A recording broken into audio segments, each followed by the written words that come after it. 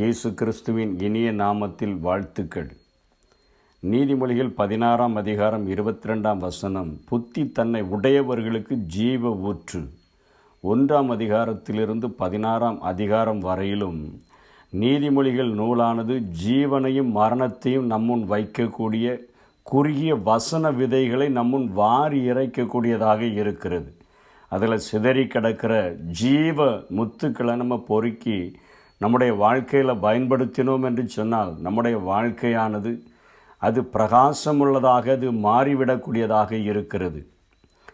இந்த நீதிமொழிகளில் இந்த 16ஆம் அதிகாரத்திற்குள்ளாக சாலமோன் ஞானி ஜீவ விருட்சம் என்று பேசுகிறார், ஜீவ மார்க்கம் என்று பேசுகிறார், ஜீவ ஊற்று என்று பேசுகிறதை நாம் பார்க்கிறோம்.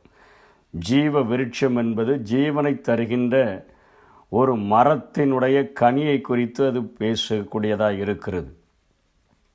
ஆதியாகமம் 3ஆம் அதிகாரம் 22ஆம் வசனத்தில் ஆண்டவர் மனுக்குலம் பாவம் செய்த பொழுது அவன் என்றென்றைக்கும் அவன் வாழ்ந்திருக்கும்படியாக, ஆசீர்வாதமான வாழ்க்கையை பெற்றிருக்கும்படியாக அந்த ஜீவ விருட்சத்தின் கனியை அவன் புசிக்கட்டும் என்று சொல்லித்தான் அந்த ஏதேன் தோட்டத்திலே அவர் ஜீவ விருட்சத்தின் கனியை வைத்திருந்தார். ஆனால் அவன் ஆண்டவருக்கு கீழ்ப்படியாதபடி அவன் நன்மை தீமை அறியத்தக்க கனியை புசித்துவிட்டு ஜீவ விருட்சத்தின் கனியை அவன் வெறுத்து விட்டபடியினாலே ஆண்டவர் தனது கையை நீட்டி ஜீவ விருட்சத்தின் கனியையும் பறித்து புசித்து என்றென்றைக்கும் மனுஷன் உயிரோடு இருக்காதபடிக்கு செய்ய வேண்டும் என்று சொல்லி அவனை ஏதேன் தோட்டத்திலிருந்து அனுப்பிவிட்டார் என்று சொல்லி பார்க்கிறோம்.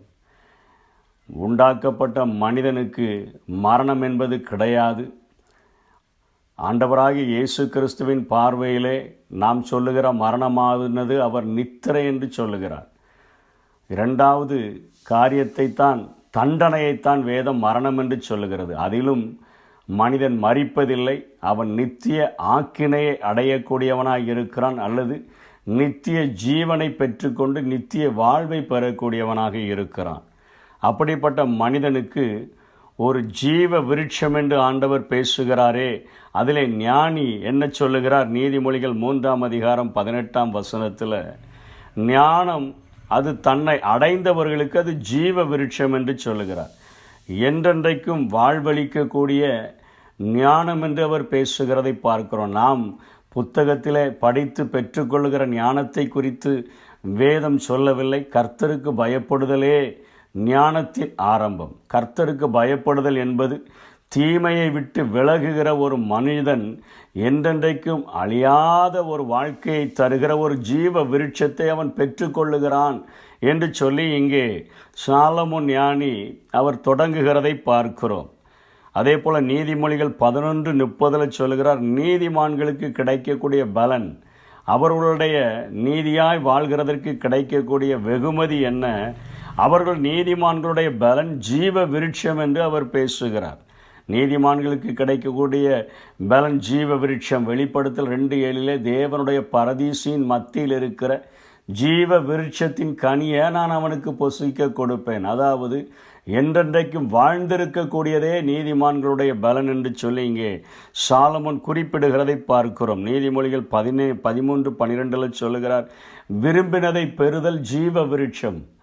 இன்றைக்கு நாம் பெறுகிற வெகுமதிகளை பார்க்கிலும் வாழ்வளிக்கக்கூடிய நித்திய காலமாக வாழ்வளிக்கக்கூடிய ஜீவ விருட்சத்தை போல அவன் விரும்பினதை பெறுகிற காரியங்கள் அப்படியாய் அவனுடைய வாழ்க்கையை சந்தோஷப்படுத்தக்கூடியதாக இருக்கிறது என்பதை ஜீவ விருட்சத்தோடு கூட ஒப்பிட்டே பேசுகிறார். நீதிமொழிகள் 15:14 சொல்லுகிறார், ஆரோக்கியமுள்ள ஒரு நாவு, மாறுபாடான நாவை விட்டு ஒரு ஆரோக்கியமான நாவை, நன்மையானவைகளை பேசுகிற நாவை ஒரு மனிதன் பெற்றிருப்பான் என்று சொன்னால் அவன் ஜீவ விருட்சத்தை பெற்றிருப்பதற்கு சமம் என்று சொல்லி இங்கே சாலமோன் ஞானி வாழ்ந்திருக்கக்கூடிய வாழ்வை குறித்தும் மரிக்கக்கூடிய மரணத்தை குறித்தும் அநேக காரியங்களை சொல்லி இருக்கிறதை நாம் பார்க்கிறோம். அதே போல ஜீவ மார்க்கம் என்று அவர் பேசுகிறார். ஜீவ முத்துக்களில் இன்னொரு காரியம் ஜீவ மார்க்கம். இந்த ஜீவ மார்க்கமானது ஞானத்தின் மார்க்கம் என்று இங்கே ஞானி குறிப்பிடுகிறாரே. நீதிமொழிகள் 5:6 நீ ஜீவ மார்க்கத்தை சிந்தித்து கொள்ளாதபடிக்கு அவருடைய நடைகள் மாறி மாறி விகாரப்படும் என்று பேசுகிறார். இதை கொஞ்சம் ஆழமாக புரிந்து கொள்ள வேண்டும் என்று சொன்னால், நீதிமொழிகள் 15ஆம் அதிகாரம் 24ஆம் வசனத்தில் இன்றைக்கு மனிதர்கள் அநேக மார்க்கங்களை கண்டுபிடித்திருந்தாலும் சாலமோன் சொல்லுகிற மார்க்கம் என்ன சொல்லுகிறது? கீழான பாதாளத்தை விட்டு விலகும்படி விவேகிக்கு ஜீவ வழியானது உன்னதத்தை நோக்கும் வழியாகும். மார்க்கம் என்பது ஒரு வழியை குறிக்கக்கூடியதாக இருக்கிறது, அல்லது ஒரு வாழ்வை குறிக்கக்கூடியதாக இருக்கிறது. கீழான பாதாளத்தை விட்டு விலகுதல் அப்படின்னா அர்த்தம் என்ன? பிசாசினால் உண்டாகிற கண்களின் இச்சை, மாம்சத்தின் இச்சை, ஜீவனத்தின் பெருமை, இவைகள் எல்லாம் பிசாசினால் உண்டாயிருக்கிறதை இவைகளை அண்டிக்கொண்டு இவைகளை நேசித்து இவைகளை செய்கிற ஒரு மனிதன் பாதாளத்தின் வழியை நோக்கி அவன் கடந்து செல்லுகிறான். கீதான பாதாளத்தை நோக்கி அவன் செல்லுகிறான். எவன் ஒருவன் உன்னதரை பிரியப்படுத்தும்படியாக, உண்டாக்கின நேசரை பிரியப்படுத்தும்படியாக வாழ்கிறானோ அவனுடைய வழியானது அவனை உன்னதத்துக்கு நேராக அழைத்து செல்லக்கூடியதாக இருக்கிறது. இதுதான் ஜீவ மார்க்கம். ஒரு மனிதன் தன்னை ரட்சித்த ஆண்டவருக்காக அவன் தன்னுடைய வாழ்க்கையை அர்ப்பணித்து கீழானவைகளை அல்ல, பூமிக்குரியவைகளை அல்ல, மேலானவைகளை நாடி செல்லுகிற ஒரு வாழ்க்கையை அவன் அடைவான் என்று சொன்னால் அவன்தான் ஜீவ மார்க்கத்தை பெற்றிருக்கிறான் என்று இங்கே சாலமோன் குறிப்பிடுகிறார். சங்கீதம் 16:1 கூட தாவீது சொல்லுகிறார், ஜீவ மார்க்கத்தை எனக்கு தெரியப்படுத்துவீர், உம்முடைய சமூகத்தில் பரிபூரண ஆனந்தமும் உம்முடைய வலது பாரிசத்தில் நித்திய பேரின்பமும் உண்டு. இந்த உலகத்தில் இருக்கக்கூடிய வழிகள், பாதாளத்தை நோக்கி செல்லக்கூடிய வழிகளில் பரிபூரண ஆனந்தம் கிடைக்கிறதில்ல, நித்திய பேரின்பம் கிடைக்கிறதில்ல. உங்கள் ஜீவ மார்க்கத்தின் வழிகளில் நடக்கும் பொழுது உலகம் தரக்கூடாத சமாதானம், உலகம் தரக்கூடாத சந்தோஷத்தை நாம் பெற்றுக்கொண்டு பரிபூரண ஆனந்தத்தாலும் நித்திய பேரின்பத்தினாலும் நான் நிரப்பப்படுகிறேன் என்றவர் சொல்லுகிறதை நாம் பார்க்கிறோம். விவேகியினுடைய வழியானது அது ஜீவ மார்க்கம் என்று அவர் குறிப்பிடுகிறார். அதே போல 3வது காரியம் அவர் இங்கே சொல்லுகிறது, 16ஆம் அதிகாரத்திற்குள்ளாக ஜீவ ஊற்று என்று சொல்லுகிறார். இன்னைக்கு நீர் இல்லாமல் உயிரினங்கள் வாழ முடியாது. நீர் எந்த அளவிற்கு இன்றியமையாததாக காணப்படுகிறதோ அதே போல மண்பாண்டமாகிய இந்த சரீரத்தில் விலையேறப்பட்ட பொக்கிஷமாகிய அந்த ஜீவ ஊற்றாக வேதம் சித்தரிக்கின்ற அந்த பரிசுத்த ஆவியானவரை ஒரு மனிதன் பெற்றுக்கொள்ளும் பொழுது மாத்திரமே அவனுடைய வாழ்க்கை ஆசீர்வாதமாக அமைகிறது என்பதை இயேசுவே அதை உணர்த்தி காண்பிக்கிறார். யோவான் 4:14 ஒருவன் என்னிடத்தில் தாகமாக இருந்தால் வருகிறானே, அவனுக்கு நான் ஜீவ தண்ணீரை கொடுக்கும் பொழுது அந்த ஜீவ தண்ணீரானது நித்திய ஜீவகாலமாய் ஊறுகிற ஒரு ஊற்றாக அவனுக்குள்ளாக இருக்கிறது என்று சொல்லுகிறார். அந்த பரிசுத்த ஆவியானவரை குறித்து எசேக்கியேல் அழகாக படம் பிடித்து காட்டுகிறார். ஆலயத்தினுடைய அந்த காரியத்திலிருந்து புறப்பட்டு ஓடுகிற அந்த நதியானது அது போக போக அது ஆழமானதும் அகலமானதுமாக மாறி அநேக இடங்களுக்கு பாய்ந்து சென்று கடைசியாக அது சவக்கடலிலே கலந்து அங்கே சாவு இருக்கக்கூடிய அந்த சாவையும் மாற்றக்கூடிய அளவிற்கு வல்லமை பெற்ற நதி என்று எசேக்கியேல் சொல்லுகிறார்.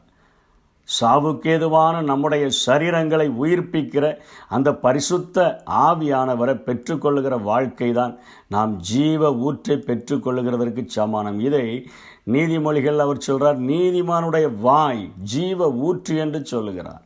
ஞானிகளுடைய போதகம், அவர்கள் என்ன போதகத்தை போதிக்கிறார்கள்? ஒரு ஆவியானவரை பெற்றுக்கொண்ட ஒரு மனிதன் அதனால் மரண கண்ணிகளுக்கு தப்பலாம். நீதிமொழிகள் 13:14. அதே போல கர்த்தருக்கு பயப்படுதல் ஜீவ ஊற்று, அதனால் மரண கண்ணிகளுக்கு தப்பலாம். இப்போ நம்ம 16ஆம் அதிகாரம் 22ஆம் வசனத்தில் புத்தி தன்னை உடையவர்களுக்கு ஜீவ ஊற்று என்று சொல்லி சங்கீதம் 36:9 சொல்லப்படுது, ஜீவ ஊற்றும் இடத்தில் இருக்கிறது, உம்முடைய வெளிச்சத்தில் வெளிச்சம் காண்கிறோம், உம்முடைய வெளிச்சத்தில் வெளிச்சம் காண்கிறோம். இருள நடந்தால் இடறி விழுந்து விடுவோம். நம்முடைய வாழ்க்கையில் நாளைக்கு என்ன நடக்கும்னு சொல்லி தெரியாது, நாளை மறுநாள் என்ன நடக்கும்னு சொல்லி தெரியாது. ஆனால் ஆவியானவர் உள்ளே நமக்குள்ளாக வாசம் பண்ணுவார் என்று சொன்னால் அவர் நம்மை சகல சத்தியத்திற்குள்ளும் நடத்துகிறவராக, நம்முடைய வாழ்க்கையில் வெளிச்சத்தின் மேலே வெளிச்சம் தந்து ஒரு நித்தியத்தை நோக்கி நம்மை நடத்தக்கூடியவராக, நித்திய ஜீவனை பெற்றுக்கொள்கிறவர்களாக நம்மை வழிநடத்தக்கூடியவராக அவர் இருக்கிறபடியினால அவர் பயமத்தை நம்முடைய வாழ்க்கையிலிருந்து எடுத்துட்டு பலத்தை நமக்கு தந்து, அன்பை நமக்கு தந்து, தெளிந்த புத்தியை நமக்கு தந்து அவர் நம்மை வழிநடத்தக்கூடியவராக இருக்கிறார்.